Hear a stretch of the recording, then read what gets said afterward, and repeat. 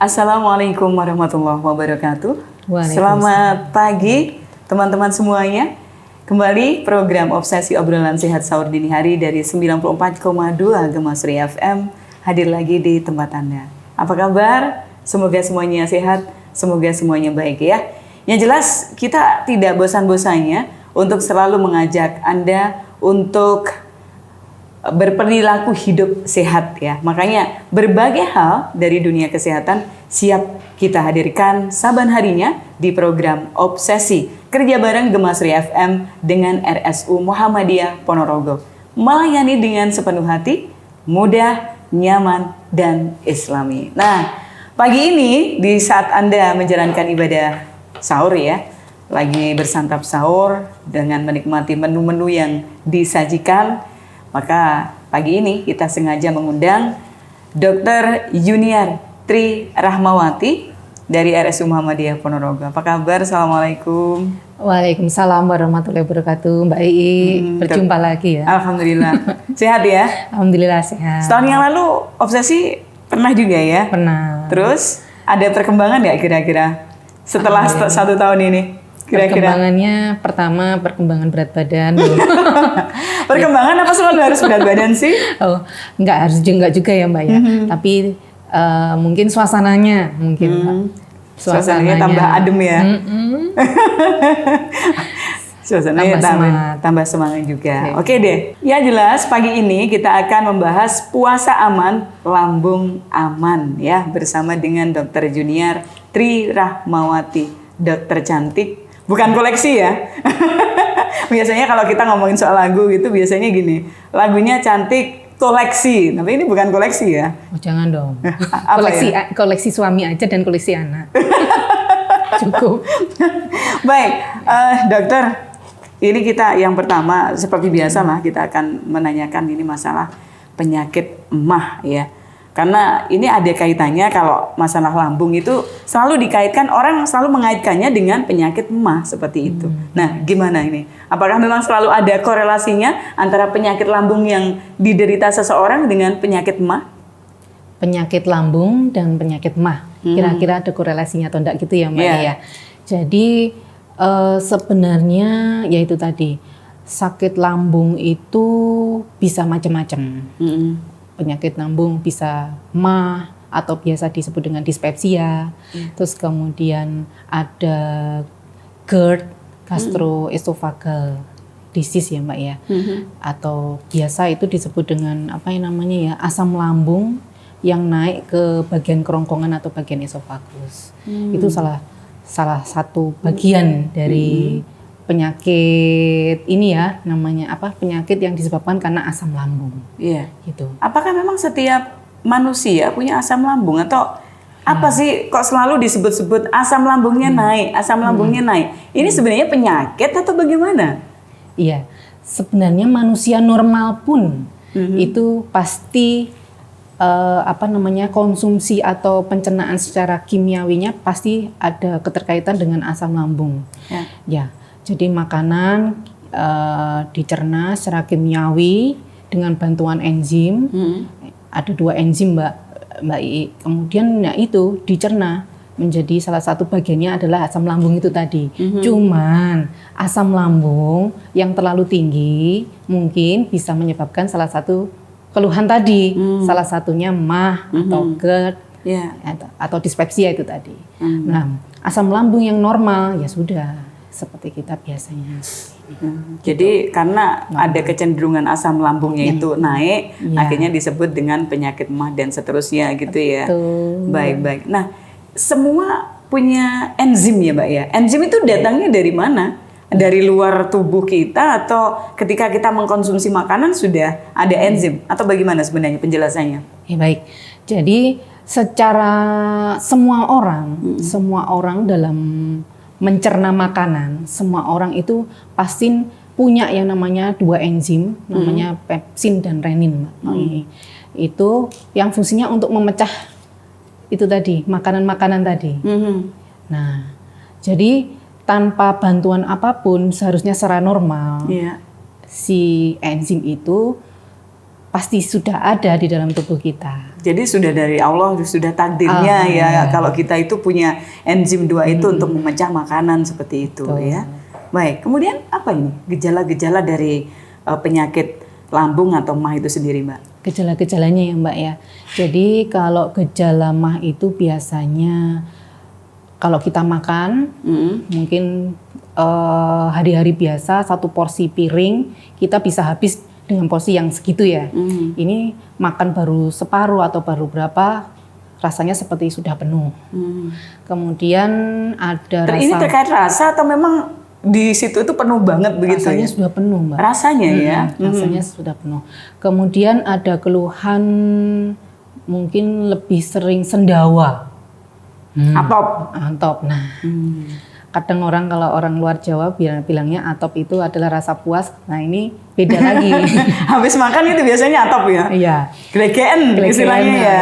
Tapi si MAH ini juga kadang-kadang lebih sering lagi untuk mengeluarkan sendawa. Terus yang ketiganya ada rasa mual dan rasanya pengen muntah. Iya. Disertai dengan nyeri perut yang terutama nyeri perutnya itu di bagian tengah atas. Ulu hati gitu maksudnya? Betul sekali. Atau ulu hati itu letaknya mungkin bisa digambarkan kayak di tengah dada gitu ya? Tengah dada, betul Mbak. Soalnya biasanya ini, kalau saya ke dokter itu, mesti ini diketok-ketok, tuk gitu, sakit. Selalu begitu ya. Ini sakit nggak perutnya gitu? Terus kalau bilang sakit, saya tanya, kenapa Dok kok mesti ditanyain itu? Ya untuk bagaimana meresepkan obat kalau misalnya nanti kena punya penyakit MAH, harus juga dikasih obat untuk penyakit MAH itu. Repotnya kan gitu ya kalau penyakit MAH. Kelihatannya kan sesuatu yang sepele dan orang sering mengalami penyakit MAH. Cuman kadang-kadang kok harus ada perlakuan khusus seperti itu. Nah, kalau begitu penyebabnya apa ini, Dokter? Gejalanya kan udah disebutkan tadi ya.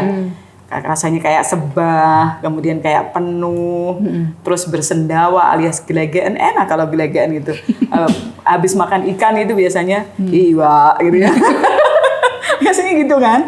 Iya. Nah gimana Dok? Baik. Ini saya akan menjelaskan terkait penyebab penyakit MAH. Tapi sebelum merinci penyebab kondisi penyebab MAH-nya ini, di sini saya akan menjelaskan mengenai cara kerja lambung terlebih dahulu, Mbak Iya. Jadi tadi saya sudah menjelaskan bahwa setiap makanan yang kita konsumsi akan masuk ke lambung dan dicerna secara kimiawi ya. Kemudian proses pencernaan ini dibantu oleh 2 enzim tadi yang saya sebutkan. Jadi enzim pepsin dan renin yang bercampur dengan asam lambung. Jadi pasti orang normal akan punya asam lambung. Nah, jika terjadi gangguan, mukosa itu akan rusak atau lapisan usus atau lapisan lambung itu akan rusak dan menimbulkan rasa sakit dan nyeri. Seperti kita tergores, luka, pasti akan menimbulkan rasa sakit atau nyeri itu. Nah, apabila gangguan ini terus-menerus, asam lambung itu akan memecah mukosa lagi dan menyebabkan iritasi dan peradangan. Nah, kondisi inilah Mbak yang menyebabkan sakit MAH itu. Nah, rasa nyeri karena MAH, terutama MAH yang akut, itu disebabkan oleh asam lambung yang bersentuhan dengan lapisan mukosa tadi yang saya sebutkan. Nah, akibatnya karena bersentuhan dengan lapisan mukosa terus-menerus, ujung-ujung saraf akan lebih peka oleh rasa nyeri atau rasa sakit itu. Itu Mbak. Baik. Jadi ternyata penyebabnya macam-macam. Nah, sumber-sumbernya sendiri apa ini? Apakah itu faktornya naiknya asam lambung itu dari makanan atau apa ini, Dokter? Jadi gini, sebenarnya penyebab dari MAH itu sebenarnya penyebabnya banyak ya, faktor penyebabnya. Salah satu karena mungkin intoleransi makanan itu juga bisa. Yang kayak gimana tuh yang bisa berpotensi menaikkan asam lambung? Jadi kayak ada beberapa orang yang dengan pemberian susu, misalkan susu itu menyebabkan lebih rasa perih ya. Karena mungkin tidak cocok. Ada beberapa orang yang tidak cocok dengan salah satu produksi susu atau ini susu ya. Itu salah satu contoh intoleransi makanan. Yang keduanya mungkin karena stres. Betul. Karena stres juga bisa. Nah, Kemudian selain stres, kemudian ada makanan. Kalau makanan? Oh ya, salah satu nomor 3-nya makanan. Jadi makanan-makanan yang menyebabkan MAH ini itu adalah makanan yang mungkin terlalu asam, terlalu pedas, termasuk juga minuman-minuman yang memicu adanya menaikkan asam lambung. Apa itu? Jadi mungkin seperti teh, kopi, minuman yang bersoda, beralkohol. Itu salah satu pemicu dari itu tadi, Mbak. Penyakit MAH. Mbak, dokter, ini apakah penyakit MAH itu sendiri ada garis keturunan? Jadi orang tua yang kena misalnya penyakit MAH, apakah juga anak-anaknya sama atau bagaimana sebenarnya? Iya. Seharusnya kalau saya bilang menurun atau tidak, seharusnya tidak. Karena setiap orang itu produksi dari asam lambung itu kan tergantung dari masing-masing ininya kita. Makanan yang kita masukkan, pengaturan stres kita, pengaturan pola waktu makan kita. Nah itu kan tergantung dari masing-masing orang itu sendiri. Jadi seharusnya bisa ya? Bisa. Kalau walaupun misalnya orang tuanya itu menderita sakit MAH parah misalnya akut begitu ya. Anak-anaknya sebenarnya bisa menghindari itu kok ya. Bisa. Dengan gaya hidup yang sehat. Artinya jangan seneng makan pedas. Sekarang ini yang namanya mie aja pakai level-levelan kan? Level 12 bayangkan. Terus ada ini apa itu bubuk yang itu diproduksi bubuk instan kan? Itu sampai level 12 sampai level 15 dan rasanya kan belum cukup kalau misalnya tidak ke level yang paling atas itu rasanya nggak marem seperti itu ya Mbak dokter ya? Iya betul.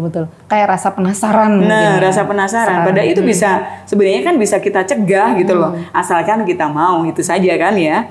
Nah prevalensi sekarang ini apakah di jenis makanan yang sekarang ini sudah segitu macamnya, apakah memang prevalensinya juga udah semakin banyak yang kena penyakit MAH ini, dokter? Iya, ini prevalensi pas waktu puasa atau non puasa, Mbak? Non puasa dulu. Non puasa dulu ya. Sebenarnya untuk prevalensi sekarang yang terkena MAH cukup banyak, cukup banyak. Mungkin ya karena memang makanan yang di luaran ya kita tahu ya seperti itu ya. Kadang-kadang ada pental setan, ceker setan bayangkan. Nah itu terlalu pedas, kemudian itu belum ada kuntilanaknya loh ya padahal. Betul. Terus makanan rata-rata disediakan dengan cara digoreng, lebih banyak digoreng.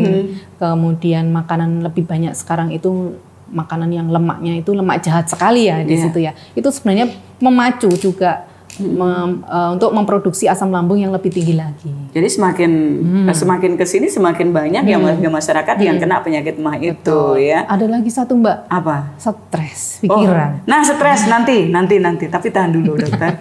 Kita akan bahas masalah stres itu karena sering kali disebut penyakit MAH pasti karena seseorang itu menderita stres. Apakah itu seperti itu kebenarannya ya? Nanti kita pastikan setelah beberapa iklan. Tetaplah teman di 94,2 Gema Surya FM di sini di program Obsesi Obrolan Sehat Sahur Dini Hari Gema Surya FM bersama Dr. Junior Tri Rahmawati, puasa aman, lambung aman bagi penderita MAH. Tetaplah bersama dengan kami.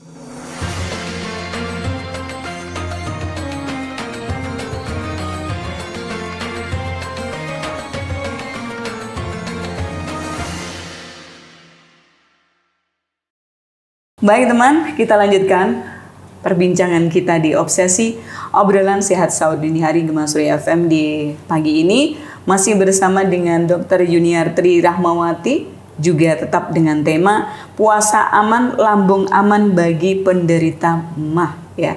Ini sesuatu yang kayaknya sudah umum banget ya. Nah, Dokter Junior, kita balik lagi ya. Tadi sudah disampaikan untuk gejala-gejala dan sebagainya. Ada satu hal yang tadi sempat menurut saya ini sesuatu yang perlu dipahami juga oleh masyarakat, yakni tentang stres. Bener ya sih kalau ada yang bilang gini, mesti orang yang kena penyakit MAH karena bawaannya dia itu stres gitu. Bener nggak sih? Oke. Terima kasih Mbak I. Wah, pertanyaannya bagus sekali Mbak. Jadi gini Mbak, seseorang yang sedang mengalami stres, itu tubuhnya itu dapat menghasilkan hormon yang dapat memperlambat pencernaan. Ya, Hal ini membuat makanan yang bertahan lebih lama di perut, sehingga asam lambungnya itu tadi memiliki banyak waktu untuk naik ke kerongkongan. Bahkan beberapa orang lebih banyak makan saat sedang merasa stres, kadang-kadang orang itu. Jadi semakin banyak makan gitu ya maksudnya ya kalau pas lagi stres. Nah, hal ini juga akan menambah deretan masalah. Selain stres juga karena pola makanan yang berlebihan tadi itu memicu sakit MAH. Itu salah satunya. Harusnya makannya gimana kalau misalnya orang yang stres gitu dan tidak melari ke makanan gitu? Harusnya gimana? Nah, sebenarnya ada beberapa cara bagaimana biar kita tuh tidak larinya itu merancukan pola makanan, jumlah makanan, porsi makanan ya. Sebenarnya kita bisa lari misalkan dengan kegiatan-kegiatan positif, ya salah satunya misalkan olahraga Mbak I. Nah itu sebenarnya bisa dengan olahraga itu kita bisa mengatur stres kita, mengurangi stres kita dan melimpahkan atau memutus rantai stres itu dengan salah satunya mencoba olahraga mengalihkan gitu maksudnya ya. Apalagi sekarang itu bulan puasa, mungkin kita bisa alihkan dengan yang namanya beribadah. Oke. Gitu Mbak I. Terus, nah ini kan tadi di waktu pada hari-hari biasa ya, bagaimana untuk potensi kena penyakit MAH dan sebagainya. Kalau pas lagi puasa, memang potensi untuk kena penyakit MAH ini lebih besar ya, dokter ya? Ya, sebenarnya gini. Puasa itu kan sebenarnya manfaatnya itu banyak sekali Mbak I ya. Kalau di puasa-puasa di awal itu memang untuk mengarah ke kambuhnya sakit MAH itu sebenarnya memang besar. Ya. Karena kenapa? Tubuh itu kan perlu adaptasi ya. Yang semula kita itu pola makannya itu terjadwal 3 kali makan, kita sekarang terjadwal 2 kali makan. Terus kemudian ketika makanan yang sebelum puasa kita itu misalkan diatur, nggak teratur misalkan ya, yang sebelum puasa kita nggak teratur makan berlebihan, pokoknya makan yang ada dimakan ini. Kalau sekarang kan lebih diatur lagi Mbak. Ya, terus yang ketiganya ketika pola stres kita yang sebelum puasa itu lebih banyak emosi atau apa. Kalau sekarang stres kita kan lebih ditekan ya puasa ini. Nah seharusnya dengan puasa itu akan lebih bermanfaat untuk pencegahan MAH itu sendiri. Harusnya gitu. Ya. Iya. Dengan beberapa yang saya sebutkan tadi alasannya. Gitu Mbak. Tapi aman nggak sih bagi orang yang kena penyakit MAH berpuasa? Nah kondisinya bagaimana seseorang tidak aman untuk menjalankan ibadah puasa ini? Baik. Jadi gini, agar puasa itu tetap aman, ya itu sebenarnya kita biar tidak mengalami kambuh atau apa. Itu yang pertama, kita jangan melewatkan yang namanya sahur. Oh, jadi diusahakan walaupun mungkin rasanya munek-munek gitu ya, pagi-pagi harus bangun dan sebagainya. Enak atau malas atau masih apa. Seyogyanya kita tidak melupakan yang namanya sahur. Melewatkan ya. Terus kemudian tidak menunda waktu berbuka puasa. Itu diutamakan dulu. Ya. Terus kemudian yang ketiganya mungkin makannya kita perlu waktu makan secara perlahan terlebih dahulu. Terus kemudian makan dengan porsi kecil. Ya, dan selanjutnya hindari makanan-makanan tadi yang memicu asam lambung yang naik seperti yang saya sebutkan tadi. Istirahat pun juga kita harus atur Mbak Ii ya. Nah, kecuali kalau misalkan dengan puasa tadi ternyata MAH-nya itu kambuhan dalam 2 minggu sampai 2 minggu atau setiap 3 hari ternyata kok ini kambuhan terus ya. Kambuhan terus. Nah itu biasa kita anggap sebagai MAH yang akut. Nah kalau sudah seperti itu alangkah baiknya setelah kita pencegahannya itu tadi tidak membantu, berarti memang belum waktunya untuk dipaksakan puasa. Gitu Mbak I. Lebih baik puasanya dibatalkan dulu gitu ya. Ciri-ciri seseorang yang penyakit MAH-nya itu akut tuh kayak gimana sih sebenarnya dokter, biar kita wah ini memang penyakit MAH saya lagi kambuh dan lagi berat banget gitu loh. Gimana dok? Iya, jadi ya itu tadi yang seperti yang saya jelaskan sebelumnya. Jadi kalau penderita MAH akut itu biasanya lebih sering terjadi kumatannya tadi Mbak. Kalau sering kambuh ya. Sering kambuh. Jadi kalau kronis itu biasanya lebih lama untuk terjadi kambuhannya lagi. Nah, kalau yang mah akut itu bisa 2-3 hari kumatan lagi. Dicoba lagi kumat lagi sakitnya.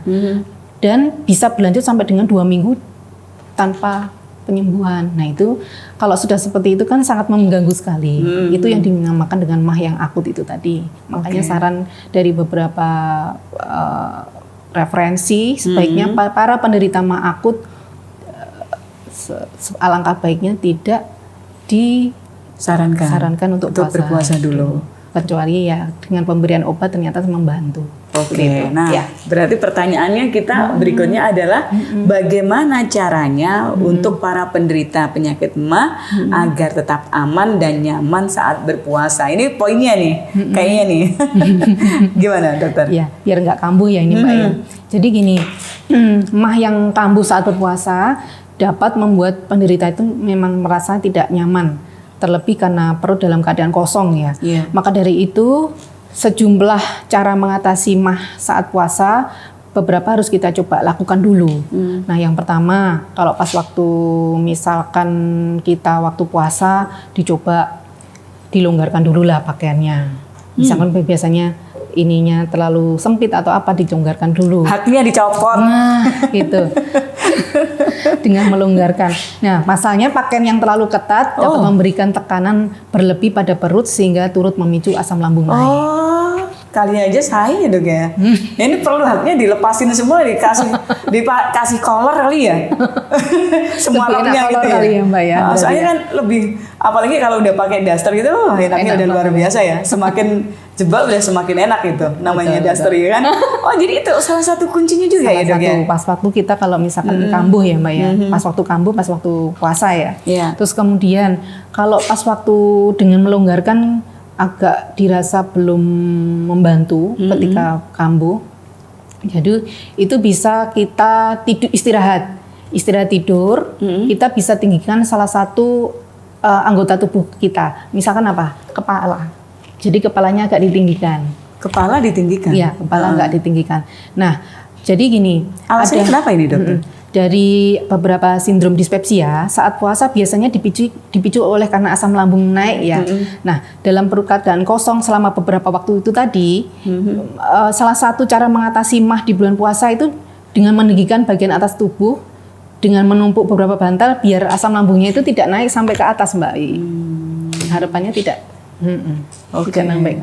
Karena kalau sudah naik ke esofagus atau sudah naik ke kerongkongan akan mengalami gejala yang lebih berat. Gitu. Sampai bisa sesak dokter? Bisa. Kadang-kadang itu kenapa? Salah satu resikonya penyakit MAH itu apa saja dokter? Bisa ke penyakit yang lain mungkin? Sebenarnya bisa. Kalau itu sudah sangat mengganggu sekali ya, ada beberapa.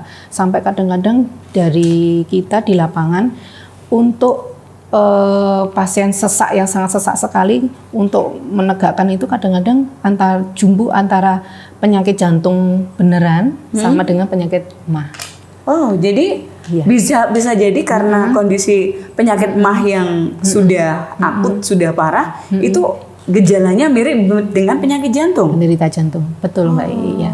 Bedanya apa itu dokter? Kalau masalah gejala-gejalanya, perbedaan antara jantung dan MAH yang akut. Sebenarnya jantung sama MAH akut ya Mbak ya. Jadi kalau untuk pembedanya, biasa kalau penyakit jantung itu bisa kita, kalau misalnya ada keluhan nyeri perut, kita pastikan dulu nyeri dadanya khas untuk penderita jantung atau bukan. Jadi kalau untuk penderita jantung, nyeri dadanya biasanya berada di sebelah kiri. Kalau jantung ya nih ya? Iya betul. Rasa seperti tertimpa, terbakar dan menjalar biasanya sampai ke bahu sampai ke tangan. Biasanya itu. Dan kita biasanya bantu tegakkan dengan pemeriksaan rekam jantung. Itu kalau berarti tidak ditemukan adanya gangguan pada jantung, bisa jadi penyebabnya hanya, maaf ya, saya bilang hanya karena ada yang menganggap namanya penyakit MAH itu udah biasa banget gitu loh. Iya kan dok? Iya betul Mbak. Berarti kalau itu aman, berarti ya salah satunya mungkin rasa sesak, rasanya dada kurang nyaman atau perut kurang nyaman, berarti dari asam lambung atau MAH itu tadi. Oke. Dokter, ini kan yang namanya kita puasa ya, mengkonsumsi makanan kan biasanya cuman pada saat berbuka dan sahur. Nah, bagaimana pengaturannya? Apakah hanya sekedar itu atau misalnya di tengah-tengah untuk kadang ada kan yang menyarankan sering-seringlah ngemil seperti itu untuk mengurangi gejala penyakit MAH. Gimana dok? Untuk di tengah-tengahnya mungkin pada malam atau ada yang lain begitu? Jadi kalau untuk pengaturan pola makannya waktu puasa, sebenarnya yang paling bagus itu kita harus memberikan jarak dulu Mbak Iya. Waktu jarak makan kita dengan waktu istirahat kita. Sebenarnya pengaturan yang paling baik seperti itu. Katakan kita mengatur istirahat kita misalkan jam 10. Alangkah baiknya seyogyanya untuk menghindari puasa, menghindari kambuhnya MAH itu, kita makan terakhir di jam 7, 3 jam sebelum kita istirahat. Itu sebenarnya saran yang terbaik untuk menghindari MAH yang kumat itu lagi. Berarti setelah misalnya tarawih diusahakan jangan makan lagi gitu ya, sampai sahur berikutnya gitu ya. Atau kalau enggak misalkan setelah tarawih kalau mau makan silakan, tapi minimal ada jeda antara waktu makan dengan waktu istirahat kita. Karena kalau kita misalkan habis makan langsung istirahat untuk tidur, nah itu yang sama justru saja memicu asam lambung lagi. Naik lagi. Begitu ya. Baik.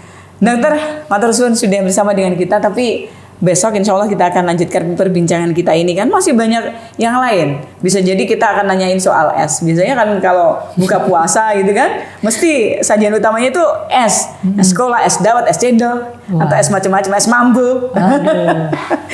Es doger. Nah, gitu dulu ya. Nah, itu ya. Jadi teman-teman sampai di sini ya perjalanan kita di Obsesi Obrolan Sehat Sahur Dini Hari Gemasri FM bersama dengan Dr. Junior Tri Rahmawati dari RSU Muhammadiyah Ponorogo. Besok insya Allah kita masih akan melanjutkan tema yang sama, puasa aman, lambung aman bagi penderita MAH. Dan teman-teman juga bisa melihatnya di channel YouTube Gemasri FM, kemudian juga di channel YouTube-nya RSU Muhammadiyah Ponorogo. Jangan lupa ya, Anda bisa subscribe, like, share, and comment di sana. Terima kasih, sampai di sini dan Assalamualaikum warahmatullahi wabarakatuh.